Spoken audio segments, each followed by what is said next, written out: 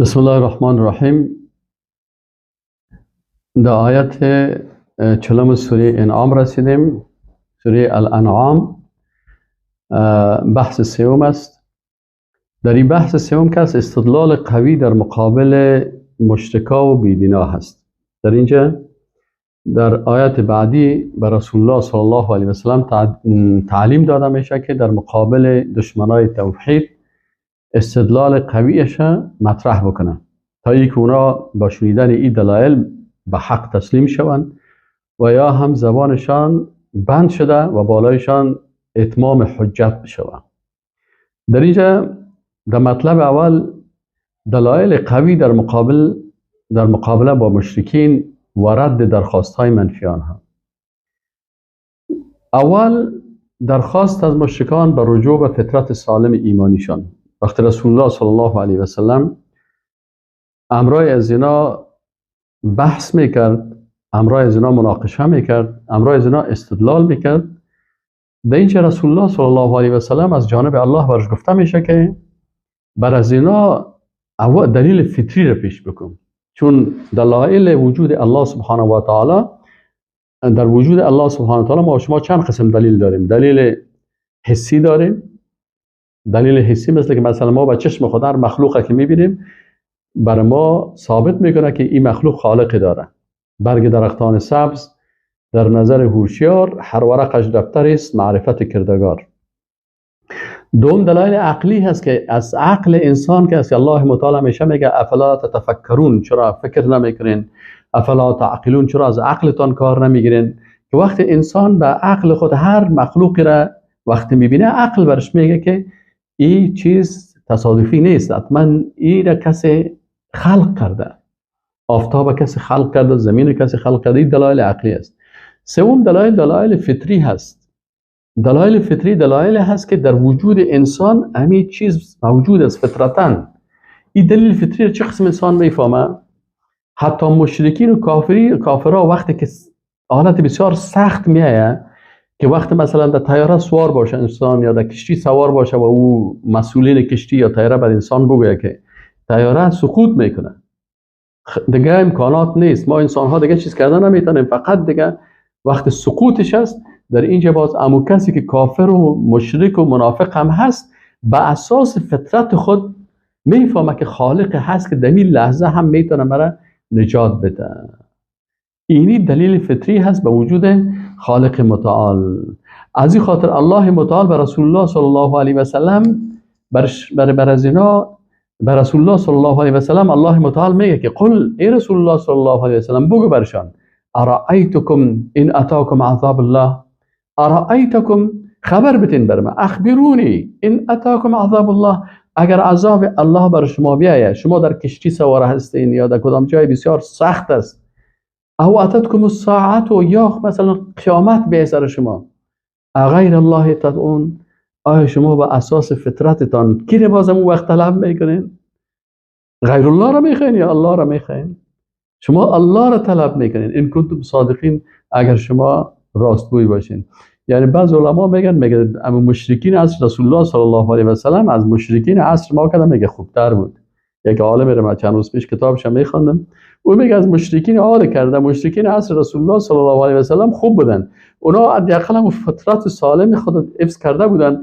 وقتی که مثلا اگر چی میخواستن، اگر در سختی و مشکل مبتلا میشدن، باز اینا به الله رجوع میکردن.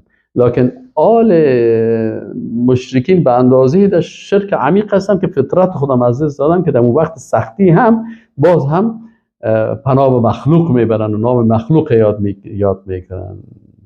از این خاطر الله متعال بر از اونا گفت که قل ارائیتکم، در سوره انعام آیت 40، ارائیتکم اخبرونی، قل برشانه رسول الله صلی الله علیه و سلم، قل از جانب الله بر رسول الله صلی الله علیه و سلم خطاب میشه که پیغمبر تو رسول هستی، مکلف هستی، بگو برشان ارائیتکم اخبرونی، این به معنی یعنی خبر بدین برای من، ان اتاکم عذاب الله، اگر عذاب الله بیاید بر شما، او اتتکم الساعت یا قیامت بیاید، غیر الله تدعون، آیا شما به غیر از الله را طلب میکنین؟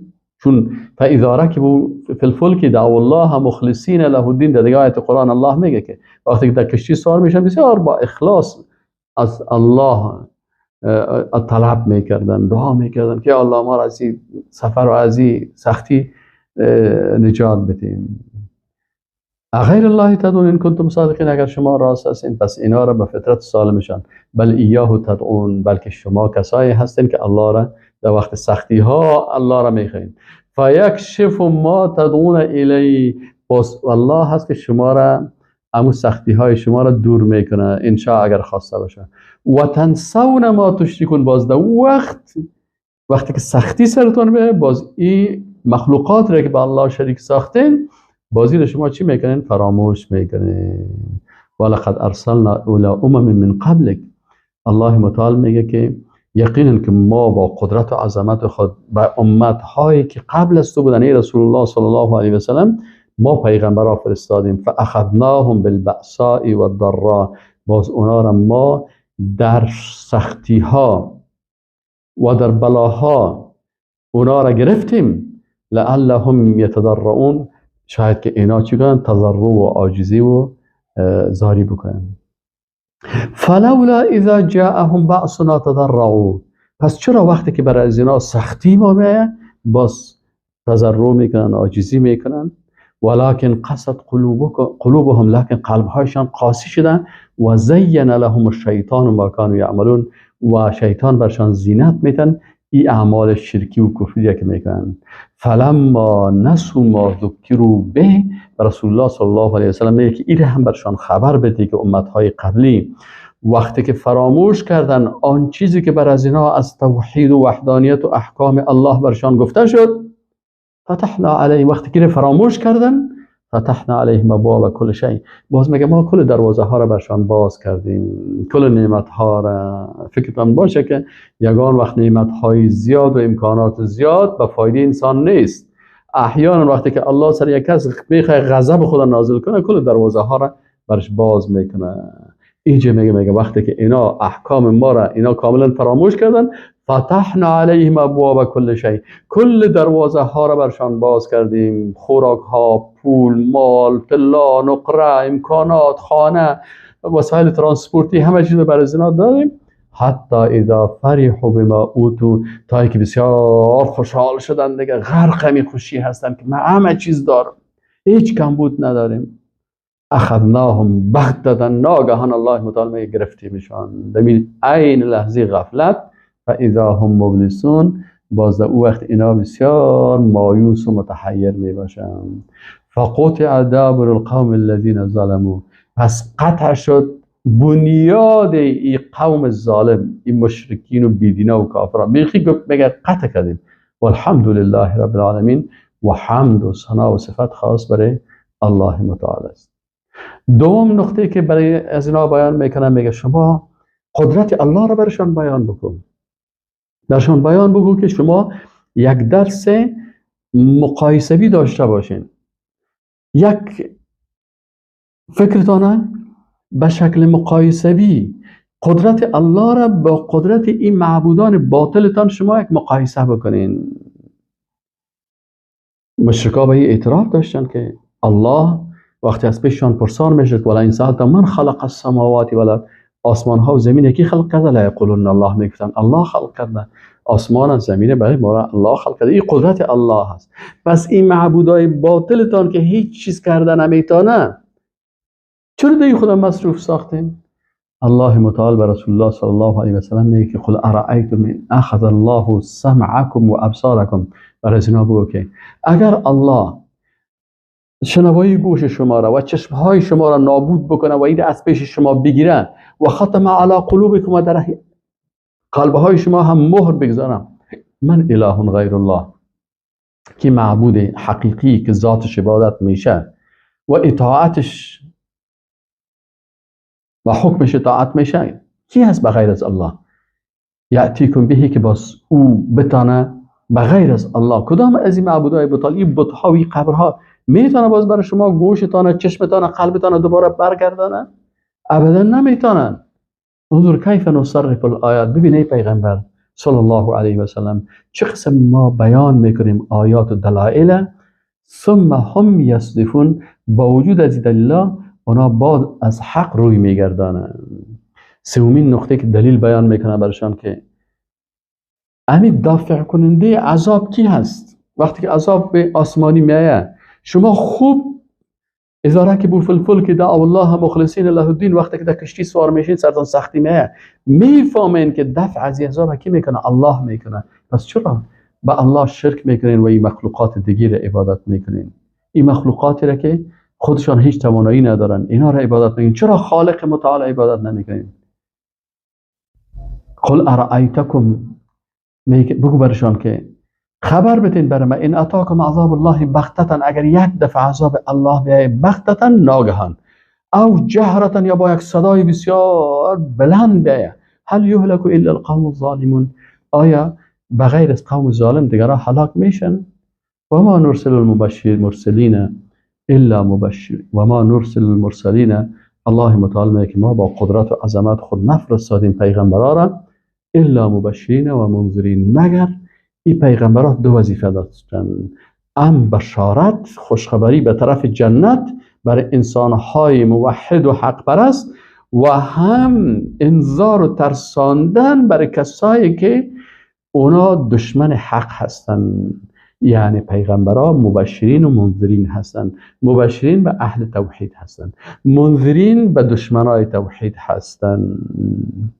فمن آمنه، پس هر کسی که ایمان آورد و اصلح و اصلاح کرد، فلا خوف علیهم ولا هم یحزنون، بالایشان ترس هم نیست جگرخونی هم نیست. والذین کذبوا بآیاتنا، و کسانی که تکذیب کردن به آیات ما، یمسهم العذاب، اینا را عذاب میگیره بما کانوا یفسقون، به سبب هان چیزی که اینا فاسق میشن و از اطاعت الله خارج میشن. چهارمی دلیل رد تقاضاهای نادرست مشرکان. مشرکان میمدن به رسول الله صلی الله علیه و سلم بعضی پیشنهاداتی را میکردن، پیشنهاداتی که پیشنهادات غلطی هست و رسول الله صلی الله علیه و سلم الله برش میگه که پیشنهاداتشان این درخواستای غلط از اینا را رد بکن.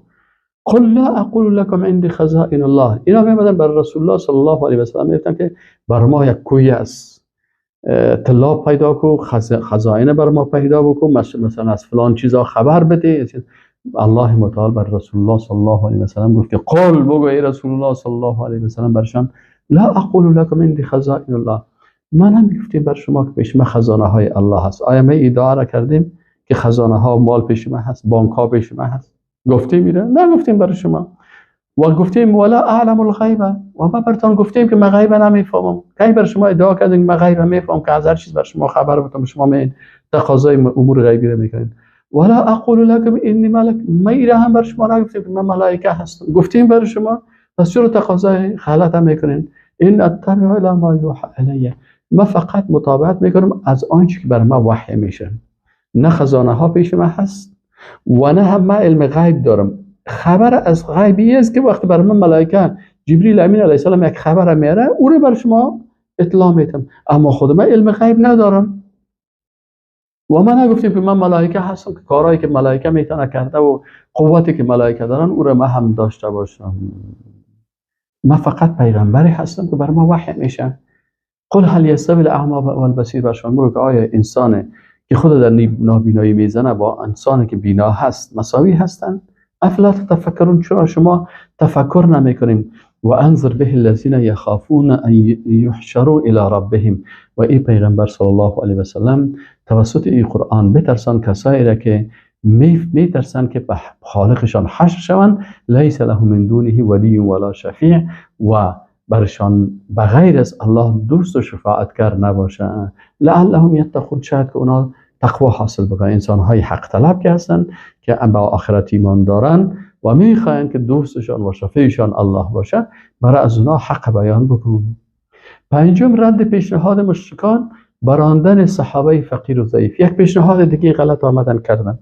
یک تعداد از مالدارا و اینا آمدن گفتن که ما به یک شرط بر توی رسول الله صلی الله علیه و سلم ایمان میاریم که امی صحابه‌ای که اینا فقیر هستن و غریب هستن و اینا در اطراف دو هستن، غلاما هستن، اینا ایمان آوردن، یا را کلش از اطراف دور بگردان، دورشان کن، اینا را دور کن، باز ما میایم مسلمان میشیم و در مجلست میشیم و ما مردمای کلان و قدرتمند و مردمای سیاستمدار و مردمای پولدار و مردمای تجار و مردمای با نفوذ هستیم. سعد رضی الله عنه میگه کنا مع النبی صلی الله علیه و سلم 6 نفر، میگه ما 6 نفر پیش رسول الله صلی الله علیه و سلم بودیم. میگه مشرکا فقال المشركون للنبي صلی الله علیه و سلم، میگه مشرکین به رسول الله صلی الله علیه و سلم گفتن که اطرد هؤلاء، گفت اینیا را ترد کو یا را بران، لا یجترئون علینا، که اینا سر ما جرأت پیدا نکنن. و کنت، میگه سعد رضی الله عنه میگه ما بودم و ابن مسعود و عبدالله ابن مسعود بود و چوپانی میکرد و رجل من حذیل و یک شخصی از حذیل بود و بلال حبشی سیاپوس بود و غلام بود و رجلان لست اسمیهما و دو شخص دیگه است که نمیتونم نام بگیرم. فوقع فی نفس رسول الله صلی الله علیه و سلم ما شاء ان یقع، ما شاء الله و یقع. میگه این پیشنهادشان در دل رسول الله صلی الله علیه و سلم این قسم تاثیر کرد. فحدث نفسه، با خود گفت که اینا چی پیشنهاد کردن، چی میگن؟ فانزل الله متعال این آیت قرآن نازل کرد: ولا تطرد الذين يدعون ربهم بالغداوة والعشي يريدون وجهه. ولا تطرد، ترد نکو، دور نکو از پیش تی رسول الله صلی الله علیه و سلم کسانی را که یدعون ربهم بالغداوة والعشی، که اینا عبادت میکنن پروردگار خود را صبح و شام. یریدون وجهه، اینا اراده فقط الله را میخواین، اینا فقط ارادهشان هدفشان الله هست. مثل این مشرکای کافرای پولدار متکبر که اینا مسائل دنیایی را میخواین، اینا را در گپ از اونا نشو، اینا را باید پیش داشته باشی که اینا پیش الله بسیار ارزش دارن. اگر سیاه‌پوستش از هزارا سفید پوست کرده پیش الله ارزش داره، اگر غلام است از هزارا آزاد بیدین و بی ایمان کرده پیش الله بسیار ارزش داره، اگر فقیر است از هزارا پولداره که دشمن توحید است از او کرده پیش الله بسیار ارزش داره. چرا اینا صبح و شام به عبادت الله مشغول هستند و اراده و هدفشان رضایت الله هست. ما علیک من حسابهم من شیء، حساب از اینا بالای تو نیست ای پیغمبر، و ما من حسابک علیهم من شیء، و حساب تو بالای از اینا نیست. فتطردهم، اگر تو اینا را طرد بکنی و از پیش دور برانی، فتکون من الظالمین، از جمله ظالما حساب میشی. نباید این کار بکنی، بلکه اینا را باید در کاغوشت بگیری و در پالویت بگذاری، ولو که هزارا کافر حق قبول نکنن. همین 6 نفر الله دوست داره، پیش الله بسیار رتبه از و مقام از بسیار بلند است. و کذالک فتنا بعضهم ببعض، و همین قسم الله تعالی میگه ما امتحان کردیم بعضی را با بعض، لیقولوا، تا که اینا بگوین اهؤلاء من الله علیهم من بیننا. مشرکین را هم میگفتن، میگه یک امتحان، الله میگه امتحان ما هست که باز امو مردمای جا طلب و قدرت طلب و دنیا طلب، اینا باز بین بگوین که اهؤلاء، امی صحابه عاجز، من الله علیهم، الله بالا از منت گذاشتن من بیننا، که از جمله ما اینا مسلمان شوند، بالا از اینا الله منت گذاشت. الله متعال میگه بله، من همینا را دوست دارم، همینا بنده های مخلص هستن، صادق هستن، مخلص هستن، صادقین، مخلصین، مفلحین، اینمیا هستن. من اینمیا را قبول دارم، خوش دارم، نه شما مردم های متکبر کنن. الیس الله بعالم و بشاکر، آیا الله شاکرگزارا را خبر ندارن؟ الله عالم است و شکر کننده ها. و اذا جاءك الذين يؤمنون بآياتنا، ای رسول الله صلی الله علیه و سلم، وقتی که پیش تو کسایی بیان که به آیات ما ایمان دارن، مؤمن واقعی هستن، موحد واقعی هستن، فقل سلام علیکم، بگو سلام برای شما، برشان بگو السلام علیکم و رحمت الله، بر از اونا بسیار خوب استقبالشان کن. اینجا الله میگه از اینمی مردم، از مسلمان های واقعی خوب استقبال بکن. کتب ربکم علی نفسه الرحمه، الله بر نفس خود چی رو نوشته کرده؟ رحمته. انه من عمل منکم سوءا بجهالت، اگر از شما یک کسی یک اشتباه میکنه در جهالت، ثم تاب من بعده، بعد از این توبه میکنه و اصلح و اصلاح میکنه، فانه غفور رحیم، یقینا که الله غفور رحیم هست. بعضی از علما از مفسرین میگه که در اینجا بعضی از صحابه بودن بر پیغمبر صلی الله علیه و سلم یعنی پیشنهاد کردن که همین پیشنهاد کافرها که گفتن مثلا غریبا را دور بکوبان که نابین بشه که هدایت شون، خوب است، اسلام پیشرفت میکنه، چطور میکنه؟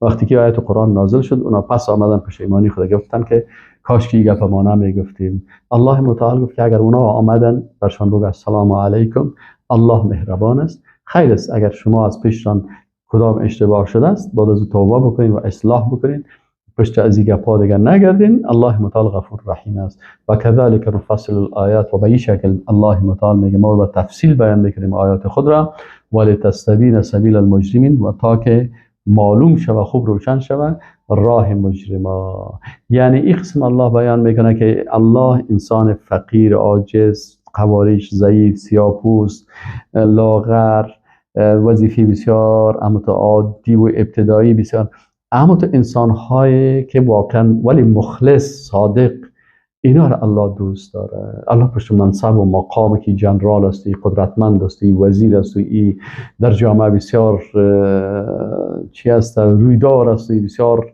تجار بزرگ هستی، بسیار سرمایه است، الله واجب داره که وقتی الله ایمان و اخلاص قبول داره. هر کسی که ایمان و اخلاص داشت او را الله دوست داره، ولو که بسیار ضعیف باشه یا بسیار بلند باشه. ششم، رد پیشنهاد مشرکین و طلب اطاعت از دین باطل. باز میامدن پیشنهاد دیگه میکردن مشرکین. ببینید مبارزه هست، مبارزه فکری هست، مبارزه اعتقادی است. و ما شما تفسیر فکری و اعتقادی میخونیم. مبارزه فکری و اعتقادی هست. همیش دشمن ها به یک شکل از اشکال میخوان که افکار مسلمان ها را آلوده بسازن، به هر شکلی میخوان که مسلمان ها را به یک شکل از اشکال تحت تأثیر کافرها قرار بدن. الله متعال لحظه به لحظه به رسول الله صلی الله علیه و سلم احکام بیان میکنه و این کتابش تا روز قیامت است. لحظه به لحظه افکار و اندیشه های ما و شما را اصلاح میکنه که متوجه باشین که تحت تاثیر پیشنهادات و تحت تاثیر افکار و اندیشه های کافرها قرار نگیرین، چون دشمنای توحید همین کارش است که میخوان شما را، حتی پیغمبر هم میخواستن گمراه بسازن. شما خود انسان های عادی هستین و کوشش میکردن، ولی پیغمبر صلی الله علیه و سلم با قوت ایمانی خود در مقابل از اینا استاد میشه. اونا چی پیشنهاد میکنن دشمنای توحید؟ میگه ببین از امید دین ما اطاعت بکنین. قل برشان بگو ای رسول الله صلی الله علیه و سلم، ببین باز قل بگو ای رسول الله صلی الله علیه و سلم، انی نهیتو، ما یک پیغمبر مکلف هستم، نهیتو، من منع شدیم ان اعبد الذین تدعون من دون الله، که من عبادت بکنم کسایی که شما بغیر از الله عبادت میکنین. قل ان لا اتبع اهواءکم، برشان بگو که من این خواسته های نفسانی شما را که مرا به شرک و کفر میخواین بکشین هرگز مطابقت نمیکنم. قد ضللت اذا، اگر من گپ شما را قبول بکنم خودم به راه میروم، خودم راه را گم میکنم، راه گم میشم. و ما انا من المهتدین، باز خودم وقتی که راه را گم بکنم باز من از جمله کسایی که هدایت شدن نمی باشم. قل انی علی بینة من ربی، برشان بگو ای رسول الله صلی الله علیه و سلم، قل بگو انی علی بینة من ربی، ما بر شریعت و احکام واضح راه توحیدی واقعی از جانب پروردگارم هستم. معلوم دار است توحید، عقیده ما معلوم است. و کذبتم به ما عندی ما تستعجلون به، و شما تکذیب کردین به آنچه که در نزد ما هست، به آنچه که شما به آن عجله میکنین. این الحکم الا لله، حکم، تعیین قوانین، تشریع، احکام مربوط الله است. این الحکم، حکم از من نیست، از الله هست. الله هست، حکم مخصوص الله هست. الله راه را بر ما تعیین کرده، ارزش ها را الله تعیین کرده. الله بر ما ارزش ها را تعیین کرده و فکر ما را الله بر ما گفته که این قسم فکر داشته باشین. عقیده ما را الله تعیین کرده که این قسم عقیده داشته باشین. حکومت ما را الله بر ما تعیین کرده که این قسم حکومت و این قسم نظام داشته باشین.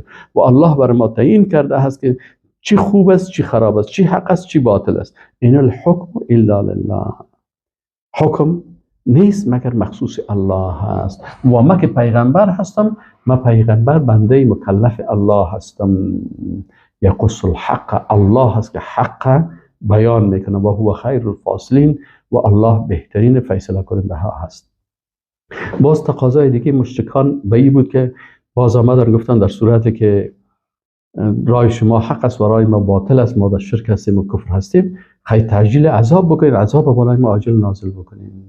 باز آیت قرآن نازل میشه، الله متعال میگه قل بگو برشان لو ان عندی ما تستعجلون به لقضی الامر. اگر برشان میگه رسول الله صلی الله علیه و سلم، اگر امور به دست من می بود که من پیغمبر هستم، امی تقاضای شما که میتونه عذاب عاجل نازل کنم من میکردم و کل چیز ختم میشد. والله اعلم بالظالمین، الله به ظالمان بسیار عالم تر هست. بناء حکم مربوط الله هست. من نمیتونم در عذاب بالای شما عجله بکنم. و عنده مفاتيح الغیب، کلیدهای غیب به نزد الله هست. لا یعلمها الا هو، امور غیبی که چه وقت عذاب سر شما نازل میشه من نمیفهم، الله خودش میفهمه. و یعلم ما فی البر والبحر، آنچه که در خشکی هست آنچه در بحر است الله میفهمه. و ما تسقط من ورقه الا یعلمها، و هیچ ورق برگ درخت سقوط نمیکنه مگر که الله میفهمه که چه وقت در کجا در کدام لحظه این سقوط میکنه. ولا حبة فی ظلمات الارض، و یک دانه که در تاریکی های زمین باشه الله از حالت از او با خبر است. ولا رطب ولا یابس، و نیست هیچ چیز تر یا خشکه الا فی کتاب مبین، مگر در لوح محفوظ در عرش الهی کل از او نوشته شدگی و ذکر شدگی است بر اساس علم غیب الهی. و هو الذی، این قدرت الله است. و هو الذی یتوفاکم باللیل، و الله است که شب شما را میمیرانه. و یعلم ما جرحتم بالنهار، و میدانه که شما در روز چی کارهایی میکنین. ثم یبعثکم فیه، باز شما را الله متعال وقتی که در شب فوت کردین دوباره شما را زنده میسازن. لیقضی اجل مسمى، تا ای که امو اجلی که بر شما تعیین کرده او را شما تمام بکنین. ثم الیه مرجعکم، باز با ثم یبعثکم فیه لیقضی اجل مسمى، تا وقتی که امو اجل مسمى، اجل تعیین شده دیگه شما وقتش برسه. وقتی که او اجل رسید و مرگ برتان رسید، ثم الیه مرجعکم، به طرف الله رجوعتان است. ثم ینبئکم، باز شما را خبر میدیم بما کنتم تعملون، و آن چیزی که شما عمل میکنید. این کلش مربوط الله میشه. و هو القاهر فوق عباده، الله را بشناسید که الله ذات است که قهر و سیطره از اون سیطره دارم، قدرت داره، قوت داره، جبروت داره، ملکوت داره. این قاهر هست فوق عبادی، بالای تمام بنده هاش. حکم و سلطه و قدرت از او هست بالای تمام بنده هاش. و یرسل علیکم حفظه، او الله هست که بالای شما ملائکه حفظه را فرستاده هست که تمام اعمال شما را حفظ میکنه. حتی اذا جاء احدکم الموت، تا وقتی که بر یکی از شما مرگ بیاید، توفته رسولنا، باز روح از او را قبض میکنه. الله متعال میگه پیغمبرای ما یعنی رسول های ما که رسولای الله کی هستن؟ ملک الموت و همکارایشن. باز این روح از او را قبض میکنن، اونا هم فرستاده های الله هستن. و هم لا یفرطون، و هنا لا یفرطون، اینا باز تفریط نمیکنن. یعنی وقتی که حکم الله میباشه در او هیچ کمی نمیکنن، نه که افراط زیاده روی است که تفریط کمی هست. اینا اینو گفته که ولا یفرطون، اینا هیچ تفریط نمیکنن، حکم الله را هم تو 100% تطبیق میکنن. ثم ردوا الی الله مولاهم الحق، سپس همه به سوی مولای حقیقیشان که الله هست به او رجوع میکنن، به او برگردانده میشوند. الا له الحکم، آگاه باشین که حکم مخصوص الله هست. مسئله حکم، بسیاری کسایی که در قانون کافر میشن به می آیات قرآن کافر میشن که از بسیاری قانون غیر الله را قبول میکنن، قانون انسان را قبول میکنن، قانون امریکا و فرانسه و غرب و ملل متحد اینا رو. آیات قرآن میگه له الحکم، حکم مخصوص الله هست، تعیین کننده احکام الله هست. کی زنده می باشه، کی میموره، کی در حق است، کی در باطل است، کی چه وقت زندگی بکنه، کلی احکام مربوط کی است؟ مربوط الله هست. و هو اسرع الحاسبین، و الله بسیار سریع ترین حساب گیران هست. قل من ینجیکم من ظلمات البر والبحر، قل بگو برای رسول الله صلی الله علیه و سلم برای اینا که شما را کی نجات میده از تاریکی های خشک و بحر. تدعونه تضرعا و خفیا، که او را طلب میکنین در حالی که بسیار با تضرع و عاجزی می باشه و خفیت اما بسیار خوف. لئن انجانا من هذه لنکونن من الشاکرین. باز وقتی که در سختی ها باشین، در بحر باشین یا در خشکی باشین، باز میگه که اگر الله ما را از این عذاب خلاص کرد، باز ما بسیار شکر الله را میکنیم.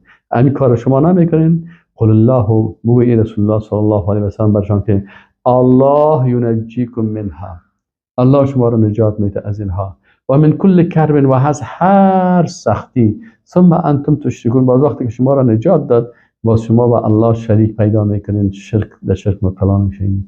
قل بگو برشان رسول الله صلی الله علیه و سلم هو القادر، الله قدرتمند است، على ان یبعث علیکم عذابا من فوقکم او من تحت ارجلکم. این قدرت الله هست. الله قدرتمند است که عذاب از بالا یا از پایین از زمین سر شما عذاب بیاره.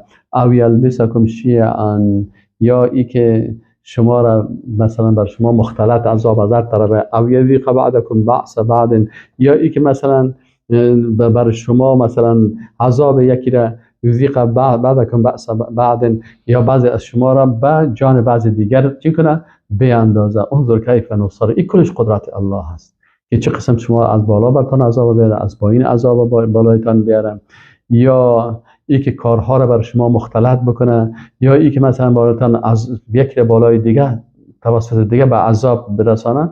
میگه ببین که چه قسم الله متعال میگه، چه قسم بیان میکنیم آثار. شاید که اینا چی کنن؟ شاید که اینا علم پیدا بکنن، فهم پیدا بکنن، حق درک بکنن و قبول بکنن.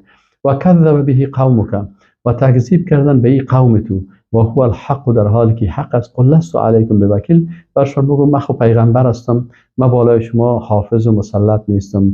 لکل نبأ مستقر و سوف تعلمون، برای هر خبر یک وقت مشخص است و شما باز میدانید. هشتمین نقطه، مانعت از نشستن در مجالس سخریه به شاعر الله. این بسیار مهم است که بسیاری کسا وقتی امروز ما و شما میبینیم که از طریق رسانه ها هم عالم مثلا بسیار برنامه هست، یک کسی میبینن که ای با آیات قرآن و شاعر الله رشخندی میکند، دشنام میدد، مسخرگی میکنه، لکن باز ببینیم اون امر قرار شیشه و لایک کرده میره. بسیاری کسا به این شکل کافر میشن. بسیار خطرناک است.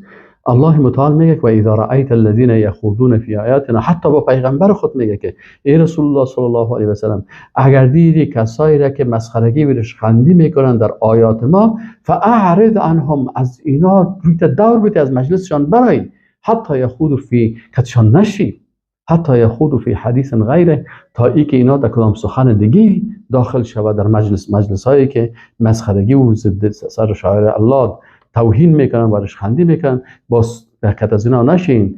و اما ینسینک شیطان، و اگر شیطان تو را در اینجا مثلا فراموش کرد، فلا تقعد بعد الذکر مع القوم الظالمین، دیگه بعد از این برای قوم ظالم امر از اینا نشینین.